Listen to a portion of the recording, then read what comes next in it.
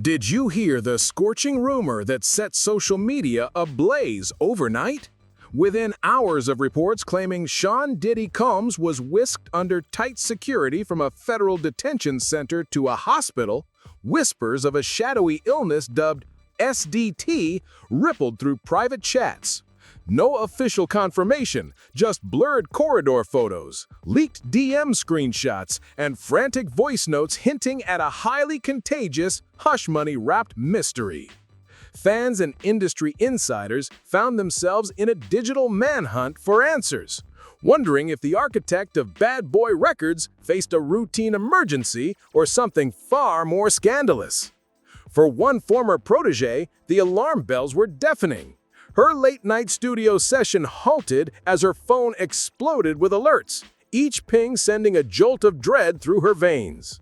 Tonight, we traced the path from a single covert message to a dawnbreak clinic visit, uncovering how an unverified whisper transformed into a personal crisis for those in his orbit.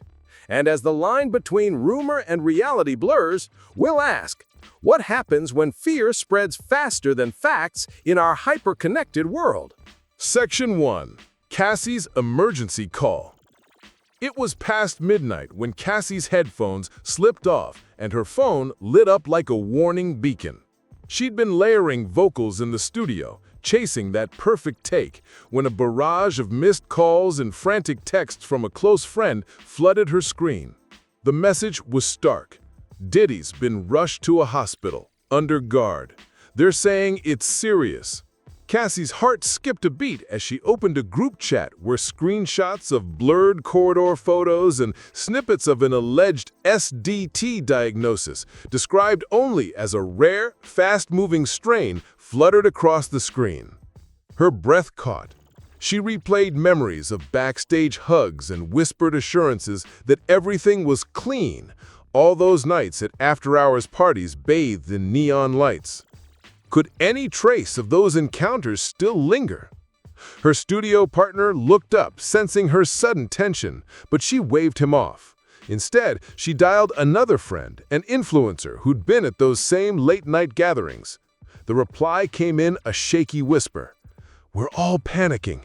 If there's even a remote chance this is real, we need to know now." Cassie closed her eyes and felt the weight of that uncertainty pressing down. Screenshots of private messages warned of contagion. Rumors of hush money and NDAs circulated alongside doctored images of medical charts. Yet no reputable outlet had confirmed Diddy's hospitalization or mentioned any mysterious illness. Still, the fear in her friend's voice echoed like a siren. She found herself scrolling through old photos, checking timestamps and locations. March 3rd, the rooftop party. Late April, a late grind session in an East Village loft. Each image felt like a potential bullet point on a timeline of exposure. The more she looked, the more every memory seemed tinged with risk. Cassie took a steadying breath, her pulse pounding in her ears. She typed a quick message. "Heading to get tested. Want to meet at dawn?" Her friend's swift, "I'll be there," blinked back almost immediately. Cassie grabbed her coat, whispering to herself that uncertainty was no longer an option. She needed answers, real ones, not whispered leaks or blurred photos. As she shut off her studio booth and stepped into the hallway, a single thought propelled her forward. Better to act now than regret later. And she wasn't the only one on edge. Section 2. The Whisper Network Spreads. Rumors suggest the story didn't stop with Cassie's panic call. It exploded through the city's hidden channels, weaving its way into every late-night DM and group chat. Within minutes, backup dancers were texting makeup artists, stylists were forwarding blurred screenshots of a hospital hallway, and aspiring singers who once orbited Bad Boy's universe found themselves comparing notes on whether they'd been near Diddy in recent months. Each retelling added a new layer of intrigue. Some claimed SDT caused symptoms that defied medical logic. Others swore they'd heard about secretive gag orders keeping doctors silent. In private Instagram threads, one influencer posted a shaky video of an unmarked SUV pulling up to a back entrance. Could that be his ride? She asked. Another shared a grainy voice note from an anonymous source who described a hushed conversation in a hospital corridor. They said it's moving faster than any flu they've seen. The more sensational the detail, the faster it spread, turning whispers into a cacophony of fear. By the time most of the city woke up, every rumor had mutated into a darker variant. Some claimed the infection could be transmitted by a single touch. Others linked it to hush money envelopes exchanged in VIP suites. What fueled the frenzy was not just the lack of official information, but the vacuum it created. No major news outlet dared confirm what was happening under guard in that hospital wing. That silence felt like a confirmation in itself, prompting legal eagles in private chats to speculate about non-disclosure agreements and potential lawsuits. If they're this quiet, you know there's something they don't want out, one attorney-turned-blogger wrote. Even medical amateurs joined the mix, posting charts that traced SDT's alleged incubation period and warning friends to avoid crowded clubs. Yet, amid the chaos, a strange camaraderie took hold. Women who had once jostled for the spotlight now shared travel itineraries and test center recommendations. "If anyone needs me, I've got an opening at noon," one dancer posted, offering her lift fare. Another organized a spreadsheet tracking the nearest clinic hours. Fear had transformed into collective action. Each message a lifeline in an ocean of conjecture. By sunrise, the Whisper Network had become a self-sustaining engine of urgency and solidarity. They weren't just chasing rumors anymore, they were chasing safety. And in that pursuit, they discovered that sometimes the only way to quiet the noise is to trace the path of a whisper all the way back to its source. Section 3. Decision at Dawn. By the time the first pale streaks of sunlight touched the city, Cassie and 4 of her closest confidants were already gathered in the backseat of a rideshare, each nursing a quiet dread. The group, 3 singers, a principal dancer, and a stylist, had texted nonstop through the night, coordinating their plan with military precision. Every detail mattered. Which clinic entrance to use, how to slip past the morning rush, and what to say at reception to avoid unwanted attention. As the car eased to a stop in front of the nondescript clinic, the 5 women exchanged tense glances in the rearview mirror. None spoke. There was no need. A shared resolve coursed through them.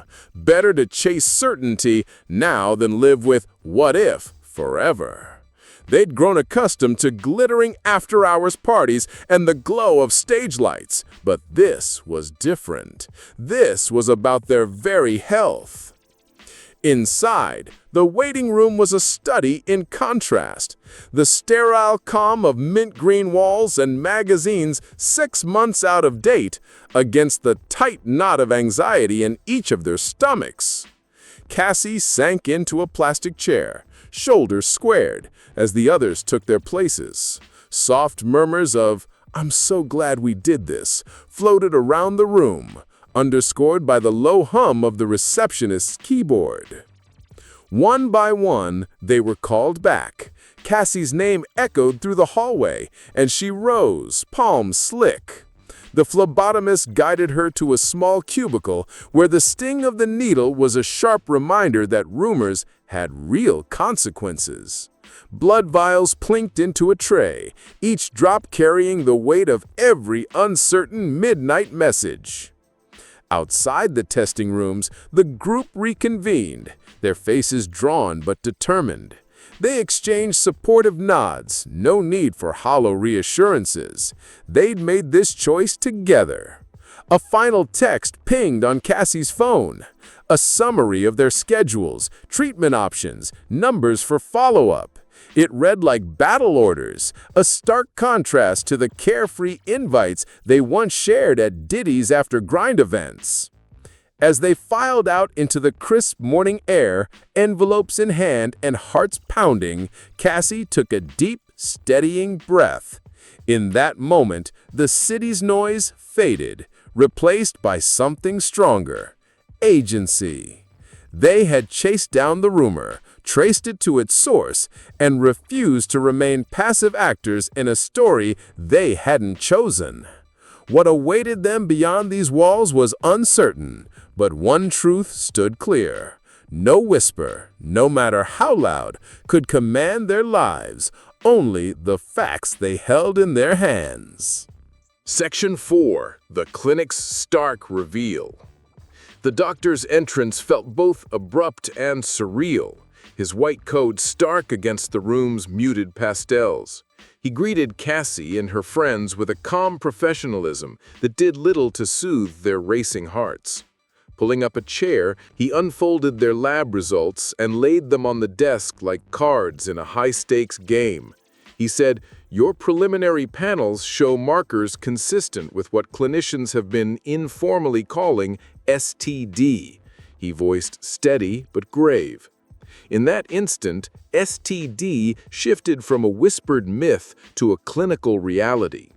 Cassie's breath hitched as she stared at the printout, the words "undocumented strain" and "fast acting" blurring together.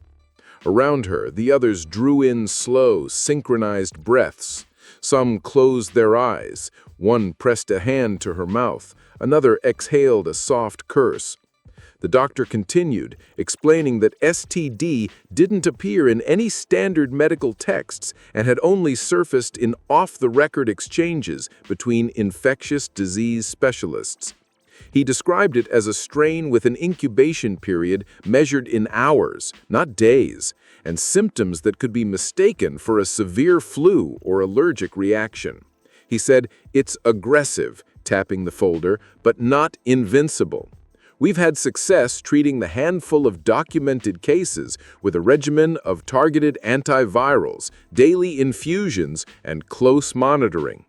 He outlined a treatment plan: several weeks of outpatient therapy, routine blood work, and stringent follow-up visits to watch for resistance or relapse. As the reality of their diagnosis settled in, a hush fell over the room. The clinic's cool air felt suddenly heavy, and the sterile hum of medical equipment underscored the gravity of their situation. Yet within that hush lay a fragile thread of hope. Armed with a name and a protocol, they could fight back against the very rumor that had terrified them. Before they left, the doctor offered one final caveat. Despite these early findings, much about STD remains unknown. Treat your results as provisional until we complete comprehensive analyses, and disregard any unverified claims you encounter online. His parting words were a reminder that amidst swirling conjecture, scientific rigor still held the upper hand. Clutching sealed envelopes of their official panels and treatment instructions, Cassie and her friends stepped back into the morning light, proof in hand, but questions still lingering. And even that answer wasn't the end of the story. Section 5. Fallout and Flashpoint. Word of the positive tests hit social feeds like a rogue virus. By midday, whispers had solidified into headlines on fringe blogs. 5 women linked to Diddy confirmed SDT, they proclaimed, complete with lurid details about late-night limo rides in envelopes of hush money exchanged in dimly lit suites. Every retweet and share ratcheted up the drama, painting the story as a high-stakes thriller where the villain remained unseen but deeply feared. Mainstream outlets, however, stayed eerily quiet. No official spokesperson stepped forward. No publicist issued a denial or confirmation. That silence only fanned the flames. If Diddy's camp had nothing to hide, why the blackout? In private message blasts, attorneys speculated about NDAs strong enough to gag entire law firms. Tabloid columnists hinted at legal threats swirling behind closed doors, while online sleuths pieced together flight logs and hotel registers, searching for corroboration. Amid the uproar, each of the 5 women found themselves unwilling symbols in a broader narrative about power, secrecy, and the hidden costs of fame. Fans flooded Cassie's social channels with a mix of sympathy and suspicion, some praising her courage, others questioning why she hadn't spoken up sooner. Influencers capitalized on the frenzy, hosting live streams dissecting every wrinkle in the story, from the plausibility of SDT to rumors of off-the-record treatments in overseas clinics. Meanwhile, private support networks sprang up overnight. Group chats arranged therapy sessions, shared resources for coping with stress, and even coordinated legal aid for those worried about defamation suits. "We're in this together, but we need to protect ourselves as fiercely as we protect our reputations," one message read. That collective resolve underscored a deeper truth. In an industry built on image, vulnerability can be the most dangerous exposure of all. As evening fell, the narrative had shifted. What began as a single unverified whisper had blossomed into a cultural flashpoint, raising urgent questions about responsibility and truth in the digital age. Would the next headline bring clarity or more questions? And amid the swirling rumors and half-told stories, one fact remained crystal clear. Until someone with authority broke the silence, speculation would continue to fill the void. And still, no official word from Diddy or his team. Conclusion. As dusk settled on the city, the tale of SDT had transformed from a fleeting whisper into a storm that swept through clubs, studios, and social feeds alike. What began as a cryptic report of Sean Diddy Combs' guarded hospital transfer evolved into the real-world ordeal of 5 women confronting an illness they'd only known as rumor. Cassie and her friends emerged from the clinic clutching envelopes that bore the weight of clinical proof, yet beyond those sealed results lay a landscape of unanswered questions. Mainstream media's silence looms large over the saga. In a world where every celebrity mishap becomes a headline, the absence of an official statement about Diddy's condition or the existence of SDT only deepens the mystery. Legal experts whisper of non-disclosure agreements powerful enough to erase dissent, while online sleuths comb public records for any slip. Aircraft logs, hospital admissions, even off-the-grid treatments in overseas clinics. Yet for every new tidbit unearthed, 10 more rumors sprout, each more sensational than the last. This vortex of speculation underscores a larger truth about fame in the digital age. Information moves at light speed, but verification often lags behind. Social media's algorithms reward shock value, not nuance, leaving audiences to navigate a minefield of half-truths. The women at the heart of this story found solidarity in shared fear and shared action, yet they also became unwilling avatars of a sensational narrative they never asked to lead. Looking ahead, the catalyst for clearing the air may come from an unexpected quarter. Will Diddy's team break the code of silence and address the SDT chatter head-on? Might medical authorities step forward to demystify the strain and reassure the public? Or will the rumor persist, mutating with each retelling, a digital specter that outlasts any single news cycle? For viewers, the takeaway goes beyond this single episode. It's a cautionary reminder to question the sources of our outrage, to seek out confirmed facts before sharing the next viral claim, and to remember that behind every scandalized headline are real people grappling with real consequences. In a culture hungry for immediacy, perhaps the most radical act is to pause and demand clarity. As the camera fades to black, one question remains. When whispers collide with reality, who will speak the truth loud enough to be heard?